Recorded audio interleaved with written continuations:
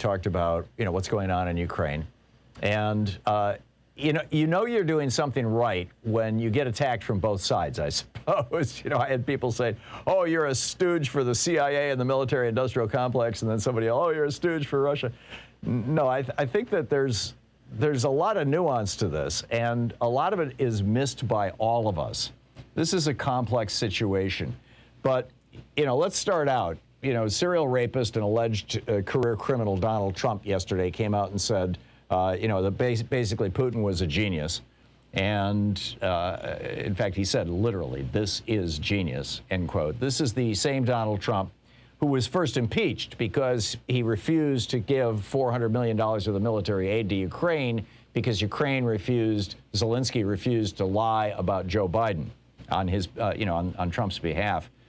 But the basic rule, the basic element of all law, I mean, going back biblical law, going back even before biblical law, is the old saying from the temperance movement back in the 1920s that your right to swing your arm ends where the other man's nose begins.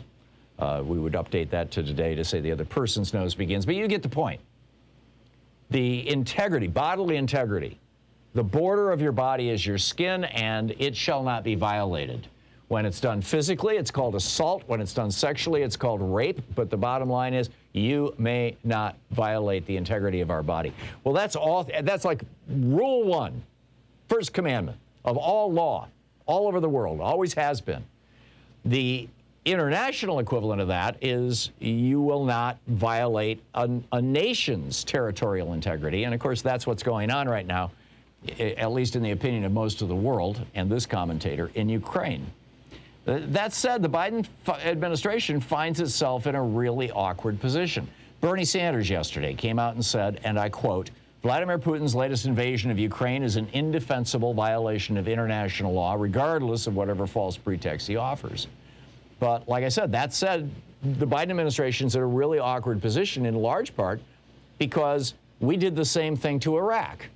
And we have to acknowledge that. This is why Anthony Blinken was basically referring in his speech at the United Nations last week to previous times that America had come to the UN asking for military action. But, he was obviously, referring to Colin Powell's speech when Powell and Bush and Cheney were all lying about Iraq having WMD as a justification for a war.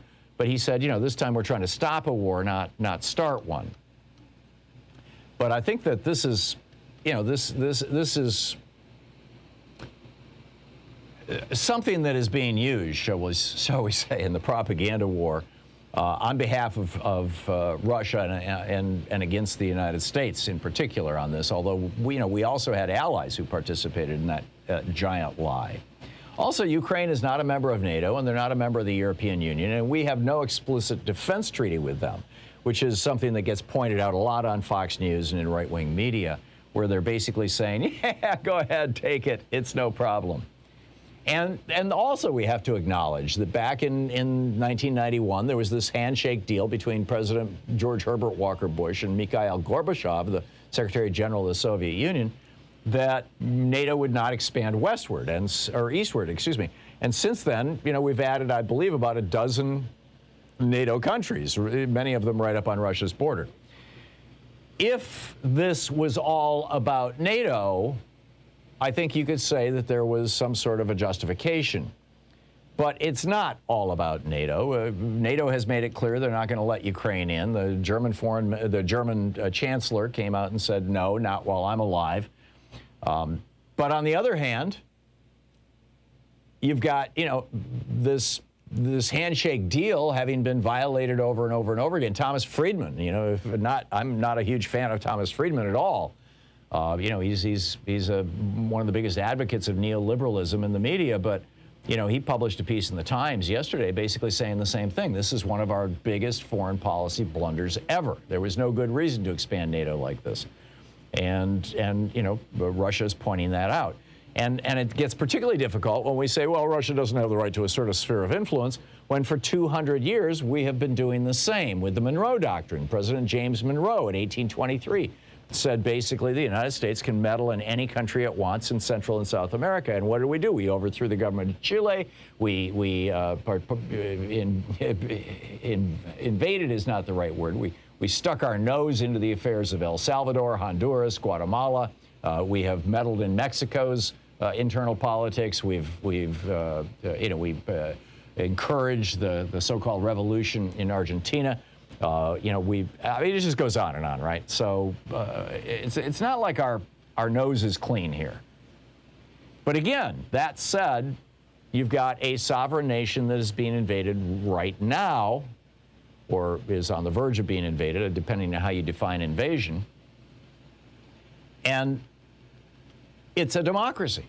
And I think this is probably the most important point, is that the number of democracies in the world has been declining since 2006. And the question at the end of the day is, are you in favor of and willing to defend democracies or not? Now, I'm not suggesting that we should get engaged militarily with Russia. I think that would be a screaming disaster. The last thing we need is a war, an all-out war, with the second largest nuclear power in the world, and a war that would spread across Europe and may well spread across the world and could even end all life on Earth. So instead, what we've got are soft responses, in other words, economic responses. Australia has imposed sanctions on Russia. Germany has imposed sanctions on Russia and shut down the Nord Stream 2 Gulf pipeline. Canada has imposed sanctions on Europe. Or on Russia, excuse me. And Europe is imposing sanctions, as is the United States. And in fact, yesterday there was this big meeting in Europe where they were trying to come up with some, the European Union trying to come up with some fairly stiff sanctions. And Viktor Orban, and this was widely reported at the time, Viktor Orban, the Hungarian strongman leader who is a member of the European Union, was saying, and NATO, was saying no. No, we're not, I'm not going to go along with this. Well, later he said, okay. And so the news stories are being, changed and adjusted.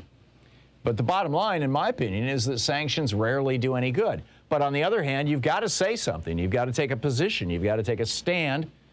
But, like we saw in Cuba, we saw in Iran, we saw in North Korea, we saw in Venezuela, Western sanctions just essentially strengthened those countries. Or, increase the bond that they have with their people, this whole rally around the flag effect. So, bottom line, there's no good options for the West. And this isn't about the military-industrial complex trying to make more money. It's not, again, the sale of or distribution of weapons to Ukraine is just a tiny drop in the bucket of the Pentagon budget. And there is no war in sight. So, what do we do? Well, Bernie Sanders yesterday went on to say, in addition to sanctions, that the number one thing that we need to be doing right now is no longer being dependent upon petrostates. I mean, Europe is getting 40% of their natural gas and oil from Russia. They're in a real bind right now. So strategically, the most important step the West could take right now is to disconnect itself from dependence on these oligarchic petrostates like Saudi Arabia and Russia. And this is particularly important for Europe. And, Jimmy Carter started us in this process in 1979 when he said he was going to create a solar bank that would meet 20% of America's energy needs by the year 2000. That, of course, went down in flames when Reagan moved into the White House and took down Carter's solar panels and reversed his policies and put us back on, dependence on fossil fuels in Saudi Arabia. But now we got this fossil fuel shortage. OPEC and Saudi Arabia and Russia, in particularly, only marginally increasing production. Europe on the verge of a full-blown crisis, an energy crisis. And, the Nord Stream 2 deal dead. This may be an opportunity, if you're looking, to use the old Reaganism, somewhere in this pile of crap, there's a pony, right? If you're looking for a good outcome from this, and, the tragedy of losing Ukraine is a huge and terrible outcome, although it may well become Russia's Afghanistan. And I think we have to note that caveat as well. But the good outcome may be that this increase in energy prices and this understanding now that dependence on petrostates is like stupid will fuel, now that wind and solar and other forms of green energy are actually cheaper than fossil fuels, I think is going to fuel an explosion in the adoption of these things. Also, you know, what's going on with China? They're watching Russia take, you know, Ukraine, and they're looking at Taiwan. You know, China has not yet weighed in on this thing, and so the whole world is kind of holding its breath in that regard. So where's this going to go? So I just wanted to lay it all out and tell you exactly where I stand and exactly what I'm thinking about this.